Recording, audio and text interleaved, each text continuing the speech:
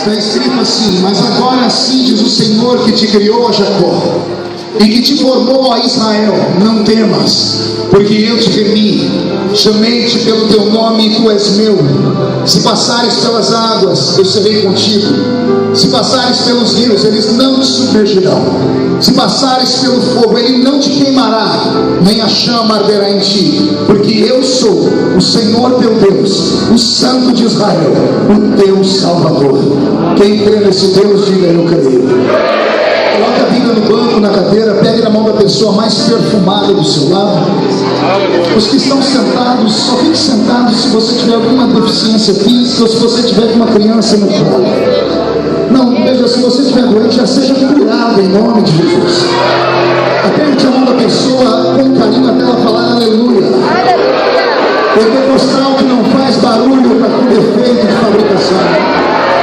Vamos orar. Senhor meu Deus, eu te exalto. Eu te exalto porque nós entramos, ó Pai, na terceira vigília da noite. A terceira vigília da noite rompe às 3 da manhã. Quando o relógio passar das 3:01, Senhor, estaremos na quarta vigília da noite. As duas vigílias mais pesadas, mais carregadas, são nessas duas vigílias que os demônios perambulam pela terra. São nessas duas vigílias que os homens maus saem à espreita para roubar, matar e destruir. É nessas duas vigílias, Senhor, que a prostituição, tomada pelo espírito maligno, perambula e cerca os bairros, as esquinas, as avenidas das grandes e das pequenas cidades. É nessa madrugada, Senhor, que os meninos chamados de avião começam a trabalhar para abastecer a classe média da cidade com drogas. É nessa madrugada, Senhor, enquanto no Rio de Janeiro, chamado de palco do mundo, homens e mulheres que não te conhecem, se te conhecem, te desprezam, levam milhares de jovens ao delírio através das drogas, do sexo livre, do rock and roll. Enquanto o mundo, Senhor, faz tudo isso, nessas duas vigílias nós estamos aqui na sua presença. Nós não somos fortes, nós somos simples. Não apenas os que estão aqui dentro, mas aqueles que estão vigilando conosco pelas ondas da bênção FM. Que nessa hora, Senhor, o seu Espírito, que é poderoso, comece a soprar um vento de alegria, um vento de esperança. Que o calor que estamos sentindo aqui seja refrigerado pela tua glória. Assim como a corça anseia pelas águas, nós ansiamos pela sua presença nesta madrugada. Rompe, Senhor, rompe com o nosso cansaço, rompe com a nossa tristeza, rompe com a angústia que carcome o coração dos seus filhos. Rompe, Senhor, com a tristeza da alma daqueles que foram abandonados pelos seus pais, pelas suas mães, pelos seus maridos, pelas suas esposas. Rompe, Senhor, nesta madrugada. Rompe, Senhor, com todas as obras de feitiçaria feita nas esquinas, nas cachoeiras. Rompe, Senhor, rompe com o poder de Zé Pilintra, Zé Pilantra, Chicaveira, Branca Rua, Preto Velho. Rompe, Senhor. Senhor, abre o céu sobre este lugar. Envia anjos com espada de fogo nas mãos. Que estes anjos desçam aqui nesta vigília e comecem a cortar os laços que prendem os seus filhos e as suas filhas. Arrebenta, Senhor, com as cadeias do inferno. Aqueles, ó Deus, que nunca falaram em línguas, começa a batizá-los com o Espírito Santo agora. Aqueles que já são batizados, que comecem a ser renovados agora. Desce, vem, cavaleiro do céu, vem sentado no seu cavalo branco, vem sentado nas asas dos anjos, mas sopra, sopra, sopra a sua glória, sopra a sua glória. Glória, esfria,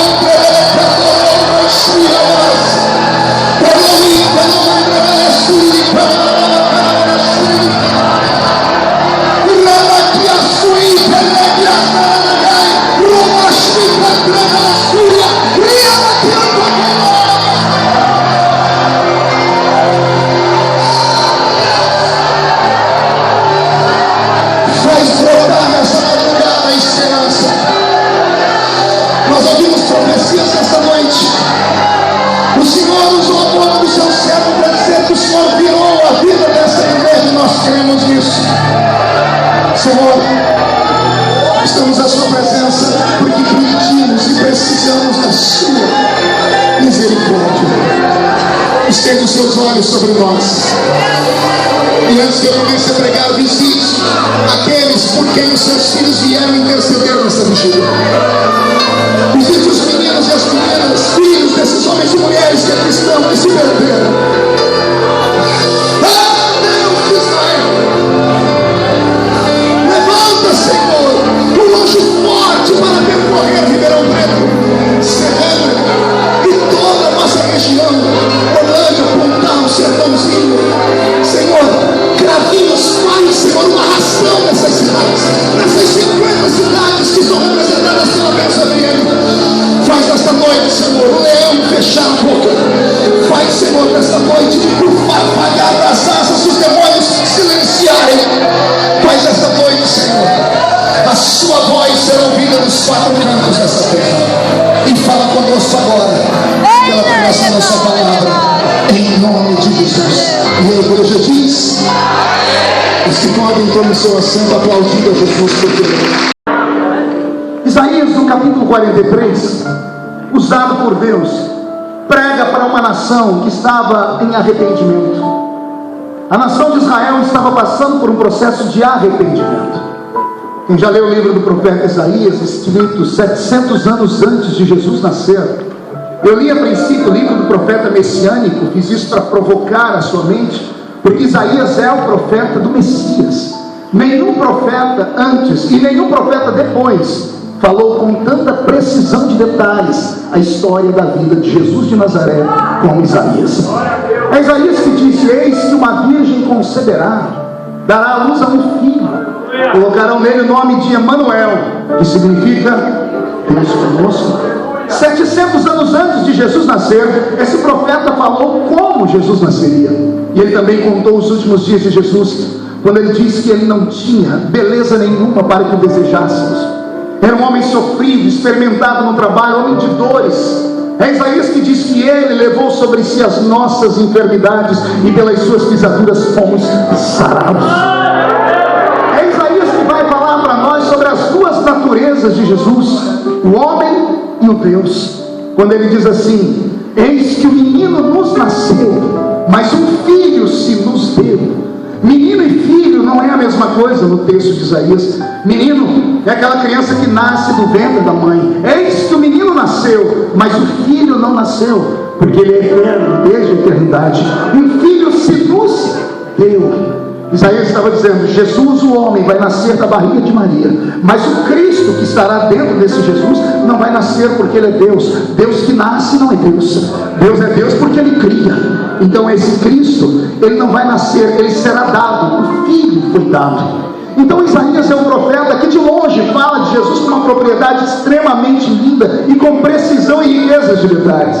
Mas aqui no capítulo 43, como eu disse a vocês, Isaías está profetizando a um povo que está em processo de arrependimento. Os primeiros 39 capítulos de Isaías fala de profecias duras, Deus chamando a atenção do povo, porque o povo estava vivendo uma vida desregrada, em pecado. Mas no capítulo 40 para frente, Isaías amortece a sua profecia e começa a liberar promessas de Deus.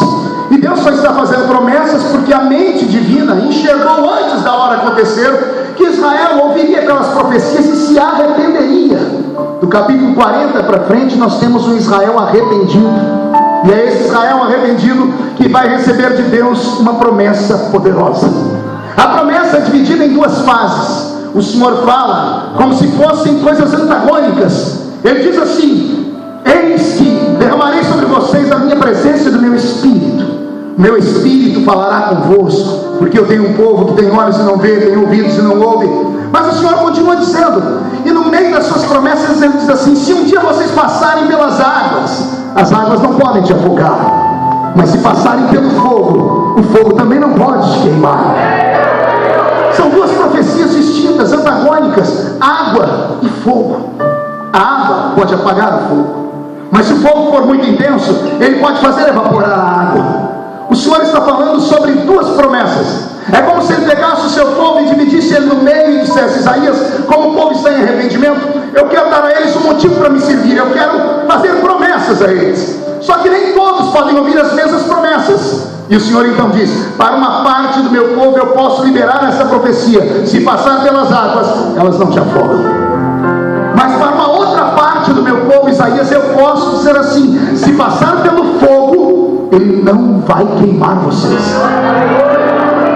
Eu não sei se você percebeu o teor das profecias. A primeira profecia é uma profecia que dá para compreender, aceitar, dá para acreditar nela. Pergunte por quê? Porque todo ser humano em vida passa pelo processo do afogamento ou do pré-afogamento. Todos os que estão aqui dentro já quase se afogaram uma vez na vida, quer seja no rio, quer seja num lago, quer seja numa represa, num córrego, quer seja na piscina, debaixo do chuveiro ou bebendo água. Alguém aqui já bebeu água e a água entrou pelo lado contrário? Você teve que tossir, saiu água pelo nariz? Quem já passou por isso aqui? Todo ser humano já passou pelo pré-afogamento. E olha o que o Senhor está dizendo: se passares pelas águas, elas não te afogam. Se passar pelos rios, eles não te submergirão, ou seja, eles não vão te tragar para dentro dele. É o Senhor fazendo promessas com águas, e promessas com águas são promessas simples de serem entendidas, porque todos nós já passamos por isso e sobrevivemos. Se isso é real, todos nós, já se cumpriu na nossa vida a profecia: se passar pelas águas, elas não podem te afogar. Amém?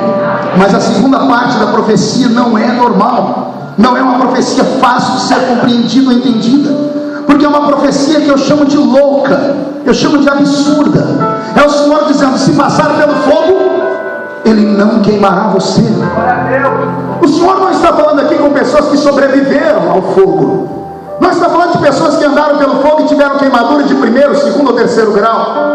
O Senhor não está falando de pessoas que passaram pelo fogo e o fogo queimou a roupa, mas não queimou a pele. Não é isso. O Senhor está dizendo: se passares pelo fogo, a chama não arderá em ti. Essa promessa não é nada fácil de entender e nem de interpretar. Pergunte por quê.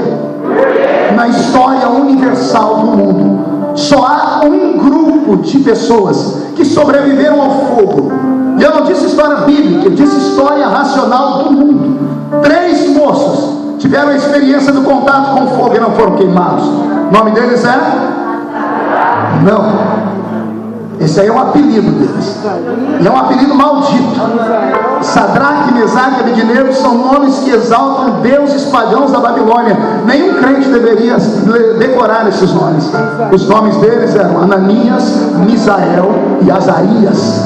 Esses 3 nomes adoram ao Deus que fez os céus e a terra. Só esses 3 moços, doutora Fabiana e Euseni, que passaram pelo fogo e não foram queimados. Então eu costumo dizer que eu tenho aqui em Isaías 43 2 promessas: uma promessa simples e uma promessa complexa. Eu tenho uma promessa que qualquer um pode ouvir e aceitar, mas eu tenho uma outra promessa que só aceita quem é tão louco quanto louca é a promessa. O que é isso que quer dizer, pastor? Eu quero dizer que aqui dentro dessa vigília hoje não veio normais. Os normais uma hora dessa estão dormindo. Os normais uma hora dessa estão roncando. Os normais uma hora dessa já saíram do estado alfa, Marcelo, estão no estado beta. Agora aqui na vigília só veio os loucos, só os anormais. Só um louco, um anormal está nos ouvindo agora pela rádio, pela Bênção FM. E é para esses loucos que Jesus me trouxe para pregar nessa madrugada. A promessa simples, qualquer um pode pregar e qualquer um pode aceitar. Imagine você estar no culto aqui, o pastor Joelson todo inspirado levanta e começa a dizer: assim diz o Senhor, eis que assim como salvei a família dos outros, salvarei a sua. Crê no Senhor Jesus e será salvo tu e a tua casa. Quem acredita nessa promessa? Por que é que você acredita? Por que você aceitou com tanta facilidade? É simples. O seu inconsciente carrega memórias das quais você não se lembra, mas o seu espírito entra em ebulição quando você ouve alguma coisa que o seu espírito testifica. São promessas que você já viu se cumprir na vida de alguém. Você está na igreja, viu Jesus salvar o filho de alguém, o marido de alguém, a esposa de alguém, a mãe ou o pai de alguém. Como seus olhos viram, você tem mais facilidade para crer. Por isso que quando eu disse, você se abriu e recebeu, porque é uma promessa simples, é uma promessa que pode acontecer de verdade. Por exemplo, você está num culto, o pastor pregando e ele libera a seguinte palavra: eis que o anjo do Senhor acampará ao seu redor nesta noite, e ele te livrará de todo mal, e você irá em paz para a sua casa. Quem crê nessa profecia? Por quê? Porque o seu espírito, em contato com o seu inconsciente, te fez lembrar, mesmo sem você compreender, que você conhece alguém, ou você mesmo já foi livre da morte alguma vez. Você sabe que existem presenças de anjos que podem nos livrar da boca dos leões, da mão de demônios. E eu tenho certeza que esse lugar tem duas grandes multidões hoje. Uma é esta multidão de carne e osso, e a outra multidão está um pouquinho acima de nós. Se cada um que aqui está tem um anjo que acampa ao seu redor, para esta multidão de pessoas tem uma multidão de anjos aqui em cima. Vamos aqui viajar? Pode imaginar o que esses anjos estão fazendo agora? Esses anjos foram enviados para a terra para guardar você e a sua família. Depois que eles vieram te guardar, tem muito tempo que um não se encontra com o outro. Mas uma vigília como essa, até os anjos ficam felizes. Tem um anjo do lado de cá e o outro do lado de lá, chamando um pelo nome, dizendo: faz tempo que eu não te vejo. Eu dizendo: pois é, eu saí do céu já tem 20, 30, 40 anos. E o que você está fazendo? E ele está apontando aqui para baixo: está vendo aquele ali? Aquela lá? Eu sou o anjo da guarda de Deus.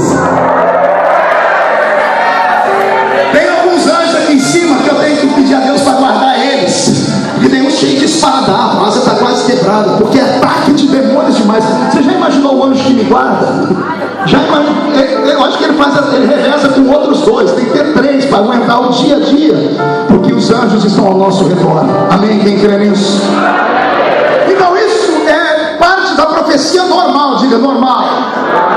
Agora respire fundo. Robson, muda a música. Tem uma parte dessa profecia que não é nada normal. Se passar pelo fogo. O que é o fogo? O fogo é o elemento mais poderoso do universo. O fogo evapora a água, queima a madeira, derrete o ferro. A Bíblia Sagrada diz na Epístola de São Pedro que a terra será burilada através do fogo nos últimos dias.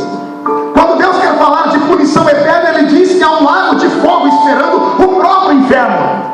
O que é que Deus está dizendo? Deus está dizendo: se levantar contra você a maior força do mundo, ela não pode te tocar, porque eu estou guardando a sua alma. Meu corpo está arrepiado. É a maneira de Deus dizer assim a você: para você eu tenho promessas extravagantes, tenho promessas sobre-humanas, tenho promessas que a mente natural não consegue compreender nem racionar. Por quê? Porque não pode ser entendido na esfera da terra. Deus te trouxe aqui para te lembrar que Ele te fez promessas. E Ele não te fez promessas comuns. Como eu disse, os comuns estão em casa dormindo. Eu duvido que alguém que está aqui dentro nessa noite nunca tenha recebido uma profecia, quer seja diretamente da boca de um profeta, quer seja a leitura da palavra, quer seja no culto, numa vigília, numa manhã de consagração. Você não tem culpa de ter estado naquele lugar. Foi o próprio Deus que veio através daquele vaso e falou com você. E aquilo que Deus falou, Ele me trouxe aqui para dizer que Ele vai cumprir. Por mais louco que seja, vai acontecer. Você crê nisso? Mãozinha direita para cima, chacoalha a mão. Coloque a mão no ombro de quem está do seu lado com carinho e respeito. Agarre o ombro da pessoa, chacoalha ela até ela acordar. Diga: Deus te trouxe aqui para isso. Diga: Deus te trouxe aqui para sacudir a sua vida, para sacudir a sua fé, para sacudir as suas promessas. E só quem tem promessas grita para acordar.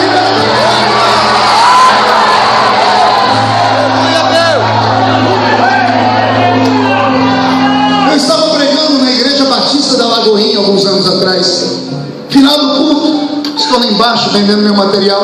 Chegou um mineiro perto de mim, bem matuto, mas bem matuto. Pense no menino da roça. E ele olhou para mim e disse assim: ó pastor, eu senti de te dar um presente. E eu disse: eu senti de receber, me deu nome. Faz tempo que ninguém sente de dar nada para a gente, né? Ele enfiou a mão numa sacolinha de plástico e tirou uma caixa de paçoquinha embrulhada. Até hoje eu não entendi o mistério, mas eu estava com fome, desembrulhei a paçoquinha e ainda nem a comer. Comecei a comer a paçoquinha. O mineiro falou: ô pastor, o senhor pode orar por mim? Eu falei: meu filho, depois da paçoquinha eu faço qualquer coisa por você. Eu falei: então pastor, ontem eu fui numa vigília.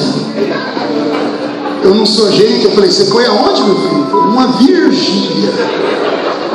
Eu falei: é? Eu falei: é. E isso aqui é oração por quê? Ih, pastor, porque eu fui numa vigília. Só que não era vigília de crente normal, não. Era vigília de crente doido. Eu conheço vigília de crente doido. Mas eu queria ouvir da boca dele. Eu disse: o que é uma vigília de crente crente doido. E pastor, é aquela vigília que quando o Espírito Santo desce, os crentes parecem que recebem o Espírito do Bruce Lee.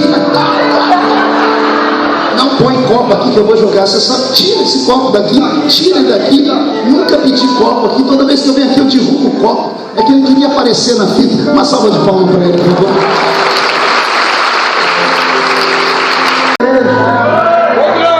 E te coloco num corredor. Só que eu posso vir contigo até aqui. Sobe você sozinho agora aí, ó, a rampa do Palácio do Planalto, porque vou eu te colocar entre os príncipes da terra. Eu também dei glória a Deus como vocês deram, mas eu olhei para o mineiro, em vez de ele dar glória a Deus, ele teve uma crise de riso, que a barriga dele balançava. Mineiro é gente boa, né? Enquanto ele estava rindo, eu enfiei a mão no meu bolso, tirei um cartãozinho de visita, anotei o meu número de celular, estiquei para ele. Ele parou de rir, catou aquilo e falou: uai pastor, o que é isso? É meu número de celular particular. Ele: nossa, eu vou ter seu número. Eu disse: vai. Ele falou: pra quê, pastor? Ele disse: para quando você subir a rampa, ó, lembra de mim quando entrar no seu reino, porque Deus, quando promete, cumpre o que fala. Eu esperei que ele desse um grito igual vocês deram, mas ele não deu. Ele parou, abaixou a cabeça. Quando ele levantou, os olhos dele estavam cheios de lágrimas. E ele falou para mim: pastor, o senhor acredita mesmo nisso? Eu falei: por que não deveria acreditar? Pastor, eu moro numa casa que a porta da frente é escorada com uma cadeira de fórmica.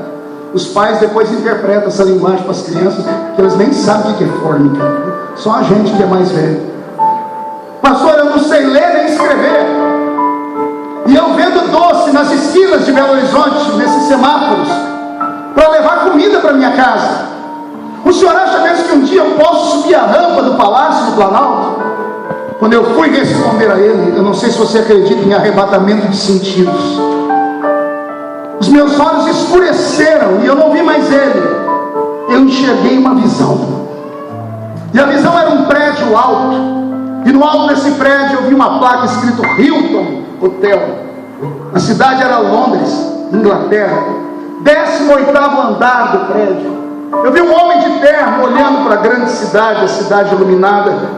E eu disse: senhor, o que é isso? O senhor disse: você não se lembra? A visão mudou. Agora não era mais um homem no alto do Hotel Hilton em Londres. Era um menino com uma caixa de engraxar sapato nas costas. E daqui a pouco o menino vai para um campo apanhar laranja, algodão e café. E aí então a minha ficha caiu.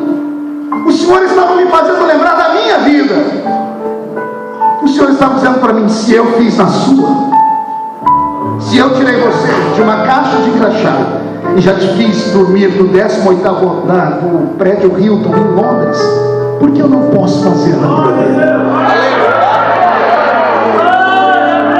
Tomado pelo Espírito do Senhor, eu levantei o queixo daquele mineiro chorando, agarrei ele pelo ombro e disse: homem, acredite, porque se foi o meu Deus que falou, o Deus que fez a estéril ser mãe de filhos, o Deus que fez a muralha de Jericó afundar no chão, o Deus que transformou a matéria de machado de ferro em isopor para flutuar, se foi o Deus que fez um anjo em uma noite matar 185.000 soldados da Síria, o Deus que arrebatou o espírito de Paulo e demônio ao terceiro céu, e foi ele que falou: quem viver verá para se cumprir a profecia da sua vida. Deixa eu te dar uma palavra, vigileiro. Volte a sonhar, volte a acreditar, busque nas suas memórias os seus melhores dias e faça desses dias trampolim para que você salte por cima deste vale de ossos secos que você vem caminhando. Não importa o que falaram de você, não importa o que você está passando agora, a promessa do Senhor para ti é no futuro. Você vai chegar lá. Se você soubesse perto de quem você está agora, você não ficaria desse jeito indiferente. Você ia dar um jeito de pegar o número do celular da pessoa agora, a página do Facebook, porque daqui uns dias para falar com essa pessoa aí, vai ser muito difícil. Vai ter que passar por secretário, secretário do secretário, secretário do secretário do secretário, para ver essa pessoa aí. Você vai ter que ligar um programa de televisão, vai ter que comprar o CD dela lá na livraria, porque você não vai encontrar mais. Deus não te trouxe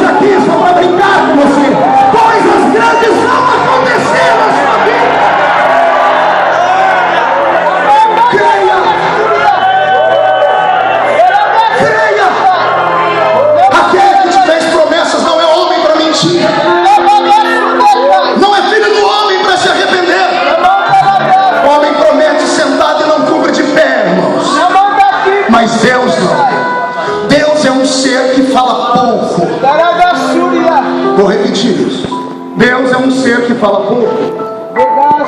Eu li a Bíblia mais de 30 vezes de capa a capa. As sentenças de Deus são assim: eu sou o que sou, estou contigo, vou fazer, não vou fazer, vou levantar, vou abater, vou abrir ou vou fechar, vou matar ou vou dar vida.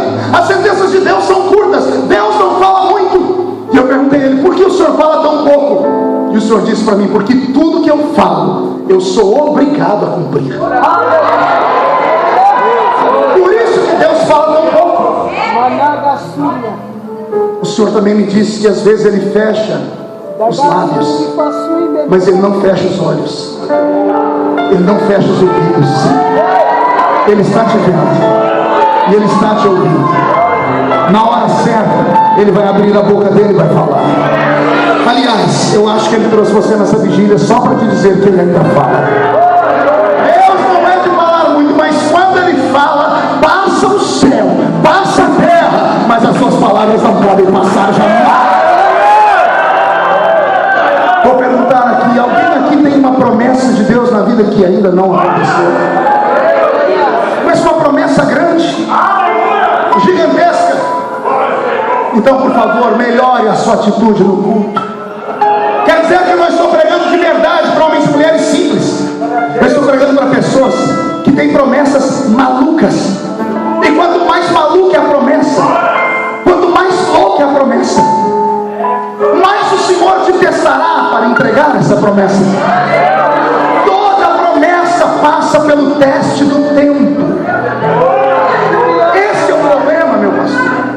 O problema é que Deus fala hoje, a gente quer que se cumpra amanhã. Deus faz uma promessa agora e a gente quer que a promessa se cumpra em linha reta, sem nenhum tipo de obstáculo. Deus nunca gerará filhinhos de papai na sua casa. Filhinho de papai é aquele que recebe sem custo nenhum e por isso acaba com tudo que tem, não dá valor. Deus te fez promessas grandes, então Ele vai te triturar, Ele vai moer você, Ele vai te espremer. O Senhor vai burilar você como ourives burila o ouro no fogo. O Senhor vai lapidar você como o homem que trabalha com diamantes. A pedra de diamante é grande, mas não vale nada. Ela só tem valor depois que ela é lapidada, arrancada os pedaços. O que sobra é pequenino, mas extremamente valioso. Deus não está te torturando, Ele está te testando. Deus está te provando, e Ele só prova aquele que Ele quer aprovar. Quem acredita nisso, diga: eu creio. Eu tenho dito por aí onde eu prego que todas as vezes que Deus faz uma promessa louca na vida de um crente, esse crente tem que começar a orar muito. Pergunte por quê? Porque depois que Deus faz a promessa, anota aí, Ele pega e complica a vida da pessoa inteirinha. Toda pessoa que tem chamada de Deus, Deus complica a vida dela. Deus faz essa pessoa caminhar por caminhos que não tem saída. Deus promete colocar a pessoa no alto da montanha. Aí antes de colocar no alto da montanha, Deus enfia a mão dentro da montanha, pega o bico da montanha e puxa para baixo e transforma a montanha num buraco. A mesma promessa que Deus te fez de te colocar lá em cima, quanto mais alto Ele vai te colocar, primeiro Ele vai te jogar na cisterna mais funda que tiver. Você quer o trono, José? Vai aprender a viver dentro da cisterna primeiro. Quer ser grande? Quantos meninos eu encontro por aí? Aqui tem alguns que já me perguntaram: pastor, como é que eu faço para chegar onde o senhor chegou? Quer mesmo? Ah, não sei se você tem coragem. Quer chegar onde eu cheguei? Passe por onde eu passei. Suporte o que eu suportei. Enfrente o que eu enfrentei. Deus não te levantou ainda porque não viu em você coragem suficiente. Não confunda coragem com força. Deus não procura homens fortes, mulheres fortes, mas Deus procura homens e mulheres de coragem. Que força tinha Davi perto de Golias? Golias olhou para ele e disse assim: eu sou por acaso algum cachorro para você vir com pedra para cima de mim? Ele debochou de Davi. Davi não tinha força. Tinha soldados de Israel muito mais fortes do que ele, mas nenhum soldado de Israel tinha coragem. Deus não está buscando sua força, Deus não está buscando o seu conhecimento. Não é pelas horas com estudo à noite com a Bíblia, isso ajuda muito, mas não é isso que te fará um homem ou uma mulher ungida. Não é você entrar em um conservatório musical e treinar as notas que vai te dar unção. Não, tudo isso é bom, se puder fazer, faça. Mas o que Deus quer te dar é muito maior. Só que antes dele te dar, Ele vai bloquear a sua vida inteira. Primeiro, Deus complica. Pergunte depois. Depois Deus vem e descomplica. Aí depois que Deus descomplica, Ele vem e explica porque Ele tinha complicado. Você entendeu? O certo seria Deus complicar e explicar. Eu estou complicando a sua vida porque eu vou te dar um negócio aí na frente. Não. Primeiro Ele complica, depois Ele descomplica, e aí Ele explica porque complicou. O senhor é louco, pastor? Não, está na Bíblia. Moisés conhecia o Egito como a palma da mão dele. Era um homem estudado, versado em astronomia, era engenheiro, filho da filha de Faraó. Conhecia aquela terra, a península do Sinai, como a palma da mão dele. Quando ele tirou o povo de Israel do Egito, foi ele que foi levando do Egito para a terra prometida por um caminho. No meio do caminho, Deus apareceu para ele e disse: Moisés, sim senhor, segue a nuvem. Seguiu o quê? Moisés sabe qual caminho que tem que ir. A nuvem pega e faz assim, ó. Senhor, a nuvem está errada. Moisés, segue a nuvem. Lá vai Moisés atrás da nuvem. A nuvem levou Moisés e o povo para frente do Mar Vermelho, sem saída. Moisés olhou para o mar, olhou para o povo. Atrás do povo viu ao longe a poeira dos carros e cavalos de Faraó. Moisés caiu de joelhos e clamou. Ele não orou, ele gritou.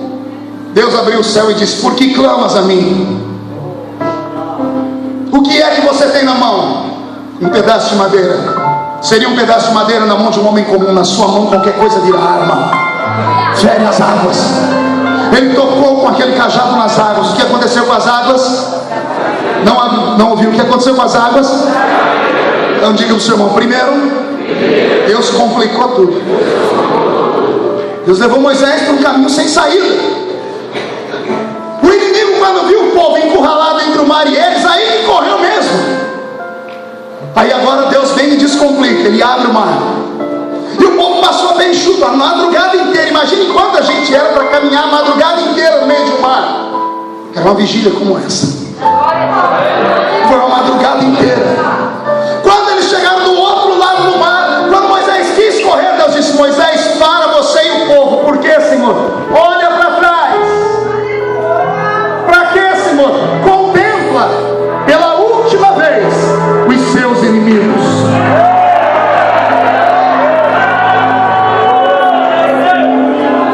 Aí Deus explica: se eu tivesse deixado você ir por aquele caminho normal, os egípcios iam te perseguir pelo resto da vida. Mas aqui, eles achavam que vocês estavam encurralados. Quando viram que eu abri a porta para vocês, invejados quiseram entrar na porta que eu abri para vocês. E olha que revelação: a porta que Deus abre para você é para você. A porta que Deus abriu para você é para você. Qualquer um que tentar passar por ela morre. Vou repetir: a porta que Deus abriu para você é bênção. Para qualquer outra pessoa é maldição. Isso, não inveje ninguém, não deseje o que os outros têm. Deus tem uma história para você, particular para você. Aí Deus fez o mar fechar e matou todos os inimigos. Primeiro Deus complica, depois Ele descomplica. Aí Ele vem e explica porque Ele complicou.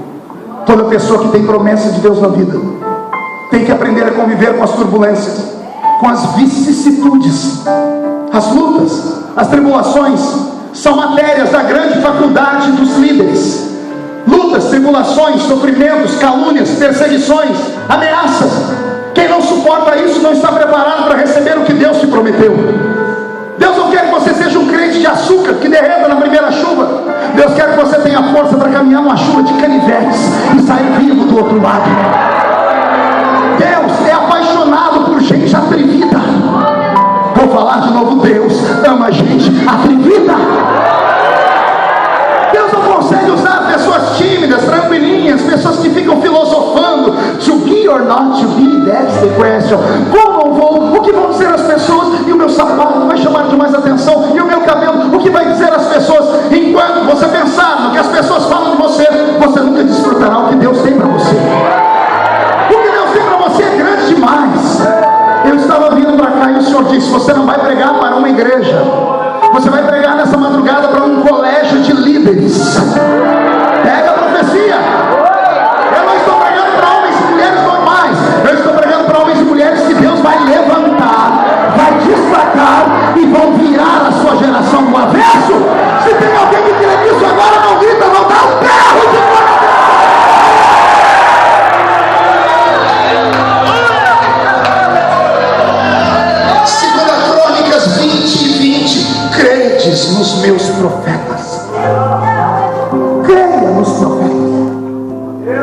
Eu sou pentecostal até o tutano dos meus ossos. Eu respeito profetas. Eu respeito homens e mulheres a quem Deus deu o dom da vidência. São poucos, são raros. Inclusive hoje existe uma gama de homens que se intitulam profetas, mas são falsos profetas. Revelam por causa do Facebook, nome da pessoa, RG. O que Deus tem para falar a cor do seu carro? Que desgraça é essa? Por que não existiam essas profecias antes do Facebook? Agora todo mundo do Facebook revela qualquer um. Não, eu criei profetas como os que eu vi aqui nessa noite, que nunca te viram, que falam da cor da farda que a pessoa quer usar. Eu amo essas coisas porque Deus ainda tem homens e mulheres assim. E esses homens e mulheres nascem em cultos como esse. Porque esses que vieram para a vigília vêm, os que cantam, os que pregam, os que revelam, dizem assim: eu quero ser como aquele, eu quero ser como aquela, eu quero ter aquilo. Deus anota num caderninho. Na primeira vaga que tiver, você vai ser convocado. Alguém acredita nisso? Então pede nessa madrugada. Eu costumo dizer que na madrugada a fila para o trono é menor. Durante o dia você tem que lutar com um monte de pessoas. Meu Deus, quando das 7 às 9 não tenta, dá congestionamento. Agora de madrugada o acesso é livre. O guarda de Israel não dorme. Eis que o guarda de Israel não dormita. Não dorme o guarda de Israel. Deus está aceso, olhando para você com 7 olhos. Não que ele seja um monstro, é que a Bíblia diz que o número 7 é o número da perfeição. Ou seja, Deus enxerga você onde você estiver, em qualquer lugar que você estiver, perto de quem você estiver. Os olhos de Deus estão te caçando aqui nessa madrugada. Volte a sonhar, volte a desejar. Há quanto tempo você não vê um culto como esse de hoje, com tanto fogo, tanta glória, mas também quanto tempo você não sofre tanto, um calor que só Jesus na causa. E ainda vem o pregador e diz assim: olha, você está sentindo calor, o negócio vai esquentar, porque isso aqui hoje é Pentecostes de verdade, literalmente. Hoje, além de você sair daqui abençoado, você vai sair daqui bem suado também. Ninguém vai querer ficar perto de você por causa do seu cheirinho. Ah, mas quando você entrar na rua da sua casa, esse cheiro exalado vai expulsar demônios aqui no mundo dessa distância. Satanás não respeita homens e mulheres importantes. Satanás não me respeita porque eu sou deputado federal. Não, jamais. Satanás não respeita pessoas porque tem um carro importado. Nunca. Ele é obrigado a respeitar crentes que transpiram azeite, crentes que sejam canelas de fogo, pessoas que querem mais de Deus. Alguém aqui quer mais de Deus? Quem quer mais de Deus? Aquele que quer mais de Deus tem que fazer mais para Deus. É uma via de mão dupla. Quer que Deus faça na sua vida uma coisa que Ele nunca fez por você? Faça para Ele uma coisa que você nunca fez também. Quer que Deus te surpreenda? Tem que surpreendê-lo primeiro.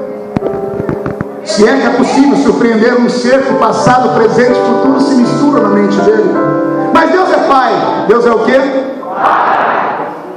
Deus é um Pai tão querido que é mais ou menos assim. Às vezes Ele faz vistas grossas. Eu lembro quando a Karen, a minha filha mais novinha, foi para a escola, e ela chegou com um desenho. Ela era toda gordinha, ainda bem que ela não está aqui. Se eu falar isso, ela estressa. Mas ela era fofinha, gordinha. Mas ela chegou em casa com as bochechas rosadas, um sorriso que não cabia, parecia um sorriso de uma chips, não cabia no rosto.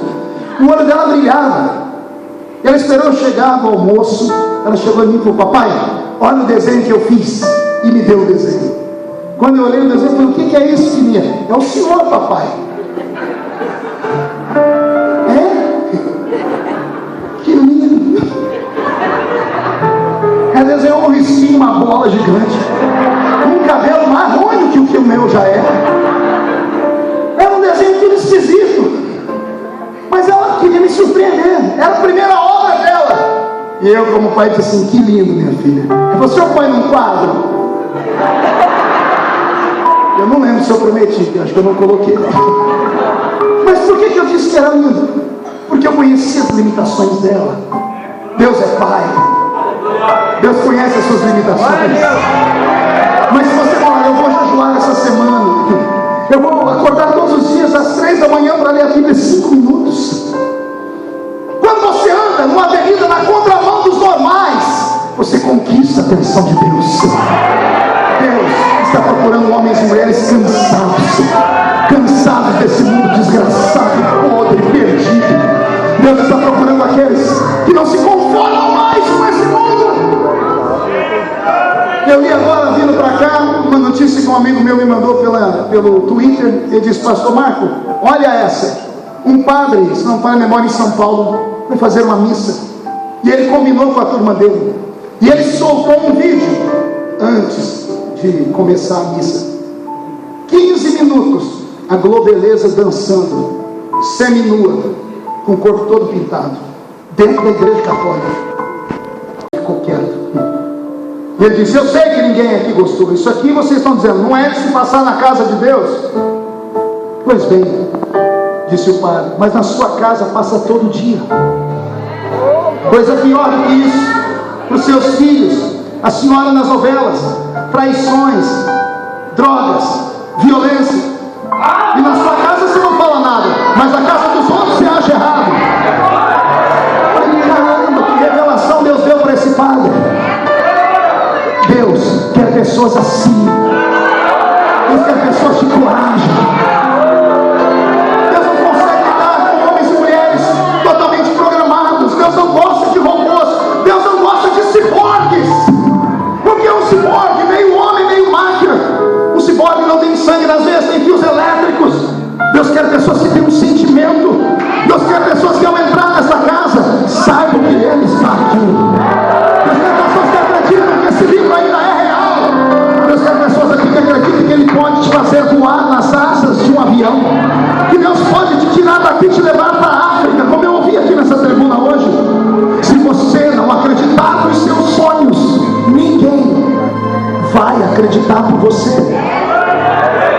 Vou repetir: se você não acreditar na sua história, quem vai acreditar? Quem? Era sábado à tarde, fui visitar o meu pastor José Bispo dos Santos, já falecido. Pobre de marré. Marquei uma reunião com ele, fui para a casa dele com um embornal. Quem sabe o que é embornal aqui? Oxe, todo mundo aqui veio da roça, né? Embornal era um saco que a mãe da gente fazia para levar marmita para a roça. Eu coloquei dentro daquele embornal uma Bíblia toda rasgada, aqui em volta dela, algumas Bíblias eram vermelhas, quem lembra disso? A minha era cor-de-rosa, de tanto estava desbotada. Coitadinha daquela Bíblia, sofreu demais. Eu tinha uma bicicleta barra forte, só o sangue de Jesus. Você ri, porque não era você. Eu desci a rua 4 da minha cidade, pastor Joel, com a Bíblia aqui atrás da garupa. Quando passava naqueles buracos, a Bíblia voou um dia. Eu fui pegar o Evangelho de São João quase dentro do córrego. Eu montei de qualquer jeito a Bíblia. Fui pregar no culto do Salãozinho da rua 1, outro problema. Eu falei: abra a sua Bíblia no livro tal. Não achava. Eu olhava aqui atrás da página, a Bíblia não tinha página. Eu fui ver, o livro estava lá no fim. Tudo quebrado, uma vida de pobreza. E o meu pastor me recebeu um sábado à tarde e disse: o que você quer? Eu disse: eu quero falar para o senhor da minha chamada. Depois: você tem chamada? Eu disse: tem. E para onde? Eu disse: para Romênia. Ele era baiano. Ele disse: uai, oxe, e para onde é esse trem? Eu disse: a Romênia fica lá no norte da Europa, perto da Rússia. Ele é? Eu falei: é? E qual que é o idioma lá? Eu falei: é o romeno. E você sabe falar? Eu falei: já sei falar umas palavras. Ele disse: o que? Eu sei falar assim, no noroeste da România. Ele disse: o que você falou? Eu falei: não sei. Mas você sabe falar isso? Eu ganhei uma fita. Eu trabalhava com Telex. Alguém lembra de Telex aqui? Telex é o tataravô do WhatsApp. Eu mandava mensagem pelo Telex. Eu encontrei alguns consulados que tinha em São Paulo, e tinha um consulado da Romênia. E eu mandei para eles pedindo histórias, livros. Eles me mandaram um livro escrito em romeno, traduzido para o espanhol, e mandaram fitas, cassetes deles conversando, e eu decorei aquilo. E eu falei: pastor, eu já sei falar. Ele falou: é? Eu falei essas coisas. Falei: o que você está falando? Eu falei: pastor, eu ainda não descobri, mas já vou descobrir já. Ele falou: o que mais? Eu falei: pastor, eu vou chegar na capital da Romênia. Você sabe onde é a capital? Eu falei: chama Bucareste. Ó, eu nasci da Vila Tatu, já sabia sobre Bucareste. Eu falei: o que você vai fazer quando chegar lá? Pastor, eu vou falar para eles que Jesus salva, que Jesus cura, que Ele batiza com o Espírito Santo e que Ele vai levar o homem para o céu. E ele falou: como é que nasceu esse negócio de Romênia? Pastor, eu li um livro. Que livro? Torturado por Amor a Cristo. Pastor Richard Urban. Tive o prazer de conhecer esse homem. Fui num congresso onde ele pregou. Eu nunca tinha visto aquilo. O missionário pregar sem falar, doutora Fabiana, a senhora que é apaixonada por missões. Dr. Richard pregou sem falar. Ele dispensou o intérprete no IMB em São Paulo. Ele só pediu para que o intérprete dissesse aos irmãos para não se escandalizarem. E ele tirou a camisa dele. Meu Deus. O corpo dele todo cheio de cicatrizes, feitas nas masmorras da Romênia, que era um país comunista. As unhas dele foram arrancadas mais de 20 vezes para que ele negasse o Salvador. O último teste dele, depois de 14 anos longe da esposa, longe de todos, o último teste foi que levaram para ele o filho mais novo dele. E esse filho mais novo dele, disseram para ele: se o senhor não negar a Cristo, nós vamos matar o seu filho. Ele caiu de joelhos e começou a chorar, dizendo: Deus, eu suportei tudo, mas isso eu não aguento. Quando ele foi dizer que negava Jesus, o filho dele se soltou dos guardas, agarrou ele e disse: papai, não negue Jesus. A gente se separa aqui, mas se encontra na glória. E ele viu assassinarem o filho dele por causa da salvação. E essa história entrou na minha alma. Eu comecei a sonhar com esse país. E eu fui falar com o meu pastor. E sabe o que o meu pastor me disse depois que eu falei? Esquece. Abandona. Onde você mora? Eu disse: na Vila Tatu. Sua casa é grande? Eu disse: tem 2 cômodos. Vocês moram em muitas pessoas, mas só 12. Seu pai? Eu falei: não tenho pai. No meu documento, o nome de pai aparece um risquinho lá. Você congrega onde? Eu disse: eu vou aqui no salãozinho da rua 1. Tinha 4 por 5. Os pregadores lá eram tudo analfa de pai e beta de mãe. Os membros que congregavam lá só tinha 2 dentes na boca, o zagueiro e o atacante. Eu disse: e esse povo que congrega lá trabalha onde? É tudo cortador de cana. Aí ele olhou para mim e disse: você quer ser missionário aonde? Eu disse: na Romênia, no norte da Europa. Ele olhou para mim e disse: filho, esquece esse negócio. Obra missionária para filho de pastor rico, de ministério grande, pastor presidente. Obra missionária na Europa é para filho de pastores americanos, dos olhos azuis, cheios de dólares e com passaporte com entrada em qualquer lugar do mundo. Você é brasileiro, mora numa cidadezinha pequena, Orlândia, congrega num lugar no meio do nada, perto de lugar nenhum, não tem família rica, você quer ser missionário na Romênia? Esquece! Eu nunca chorei tanto como eu chorei naquele dia. Meu coração ficou pequeno, porque aquele que tinha que acreditar em mim desacreditou em mim. Meu pastor tinha que ter me estimulado, tinha que ter falado para mim: creia, tudo é possível que creia. Quer uma promessa mais louca do que essa que Jesus disse? Aquele que crê em mim, ainda que esteja morto, viverá. Quer uma promessa mais louca do que essa, mais radical do que essa? Creia. Eu saí chorando da casa dele. Ele disse: não conta para ninguém, porque eu era muito espalhafatoso. Ele ficou com medo de eu incendiar a mocidade. E os meninos começaram a sonhar com obra missionária. Eu não prometi para ele, por isso que eu estou contando aqui. Naquele dia de tarde, eu cheguei na minha casa. Tinha um quarto lá, que nós chamávamos de quarto. Tinha uma janela de madeira, fechada com uma tramela. Quem conhece tramela? Oxi, achei que era só eu e a sogra, lá da roça, lá do sítio Lagoa das Canoas. Eu abri aquela tramela, abri aquela janela de madeira. Minha mãe tinha uma máquina de cinja, daquela de pedalar assim. Quem lembra? Oh, Jesus! Eu subi em cima daquela máquina, porque eu era muito pequeno, eu sofria de inanição. Se você não acredita nisso, eu vou postar no meu Facebook amanhã. Entra no meu Facebook, você vai ver uma foto minha e da Edileuza, quando eu era jovem na mocidade. Eu ia no ombro dela. Hoje ela tem que olhar para cima para falar comigo. I love you, baby. Mas eu era muito pequeno. Eu subi em cima daquela máquina de costura. Ali era o meu ponto de encontro com Deus. Abraão tinha o carvalhais de Mamre. Gideão tinha o lugar de malhar. no lugar de malhar, ele malhava trigo no lugar de se pisar as uvas. Todo homem de Deus tinha um ponto de encontro, e eu fiz daquele lugar um ponto de encontro entre eu e Deus. Abri a janela, dava no meio de um pasto. Eu abri a janelinha naquele sábado à tarde, abri a minha Bíblia em Isaías 6, versículo 8, que estava apagado da Bíblia, de tanto que eu chorava em cima do versículo. Eu apontei para o céu e gritei, falei: Deus, o Senhor mentiu? Porque aqui o Senhor disse: a quem enviarei? Quem há de ir por nós? O Senhor não disse que tinha que ser rico, filho de americano, tinha que ter dólar. O Senhor só disse: a quem enviarei? E eu disse: eis-me aqui. E o meu pastor disse que eu não posso, porque eu sou pobre por causa disso e daquilo. O que eu vou falar agora é só para quem é espiritual, viu? Quem é carnal não entende. O céu fechou naquele dia. Veio um vento forte, começou a chover. Eu fui descer daquela máquina para fechar a janela, estava pingando já. Deu um trovão no céu. O céu ficou claro. E eu ouvi uma voz no meio do trovão. A voz me disse: eu não preciso de dólar, nem de passaporte. Eu preciso de alguém que acredite.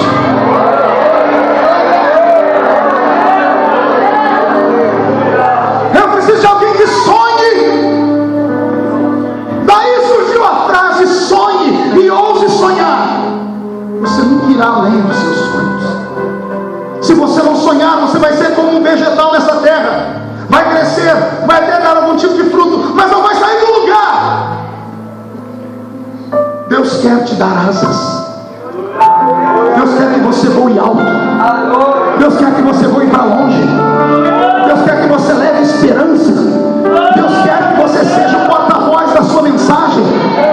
Pastor, é possível? É possível. Se Ele fez na minha vida, vai fazer na sua também. E começa nessa madrugada. Começa um tempo novo na sua história. Olha o que aconteceu comigo. O tempo passou. E olha por onde Jesus me levou. São mais de 70 países do mundo. Quase 4.000 cidades no Brasil, que tem 5.000 e algumas centenas de municípios. Eu sou o pregador que mais andei nesse país, talvez um dos que mais andou pelo mundo. Houve dias de pregar em um país de manhã, em outro país à noite. Houve dias que no mesmo dia eu preguei em 3 estados do Brasil. Cheguei a pregar em 6 cultos diários. Não houve ninguém que tivesse feito o que eu fiz até hoje. Não que eu esteja me gloriando, longe disso, mas estou dizendo que Deus me levantou com uma força que deixou todo mundo louco e perdido, porque ninguém sabia de onde vinha. Se cumpriu na minha vida João 3,8. O vento sopra onde quer. Não é onde o homem quer, é onde Deus quer. Não é o homem que vai te levantar, é Deus que vai te levantar. O que o homem dá, o homem tira. O que Deus dá para nascer alguém de ti. Volte a buscar. Pastor, o senhor foi na Romênia? Não. Estive do lado. Passei perto. Tive convites e não consegui ir. Um dia eu estou em Israel, fazendo batismo. Batizei 140 pessoas no Rio Jordão. Estava para dar a bênção apostólica. No final do culto, chegou 3 gigantes e entraram dentro das águas. Gigantes mesmo. 2 homens e uma mulher. Nenhum deles tinha menos de 2 metros de altura. Eles vieram falando inglês comigo e disseram: queremos que você nos batize. E eu perguntei: por quê? E eles disseram: estávamos lá naquele canto, e lá eles me mostraram o grupo sendo batizado. Eu disse: por que vocês querem ser batizados aqui? Eles disseram: porque nós vimos a luz do Espírito descer aqui. Promete não se escandalizar? Os 3 tinham vestido roupa de batismo branca, mas no peito deles, Fabiana, tinha a imagem de Maria. Os 3, imagem de Maria no peito. Eu olhei aqui os crentes, tudo me olhando, e agora? Eles eram da igreja anglicana. É uma igreja mais católica do que protestante. É uma igreja estatal. E eles queriam ser batizados. Eu li o texto de Filipe, onde Filipe fala com o eunuco de Candace, o guarda-tesouro da rainha, e eu disse: eis aqui a água que me impede de ser batizado. E Filipe disse: se tu creres. E eu disse isso, o rapaz disse: eu creio. Eu desci com eles às águas e batizei eles em nome do Pai, do Filho e do Espírito Santo. Quando terminei o batismo, eu sentei num campo para tirar uma meia, que eu estava com a meia no pé para não pisar no fundo do rio. Um dos gigantes chegou perto de mim e disse assim: quando você for na Romênia, vai visitar a nossa igreja. Eu levantei os meus olhos e disse: de onde você é? Ele disse: Romênia. Ele virou as costas, o Espírito Santo veio e falou: eu sou Deus que cumpre. O Senhor disse: você não foi a Romênia, eu trouxe a Romênia até você. Esse é o Deus que está entre nós nessa madrugada. É o Deus que eu quero para os nossos jovens na Jornândia, que os meninos e meninas que aqui estão, que os pais que aqui estão, que os avós que aqui estão, voltem a acreditar nele. Voltem a acreditar nele agora, no início da quarta vigília, porque o Deus que faz promessas é o Deus que cumpre essas promessas. Eu quero que os homens e mulheres de Deus que têm uma promessa fiquem de pé.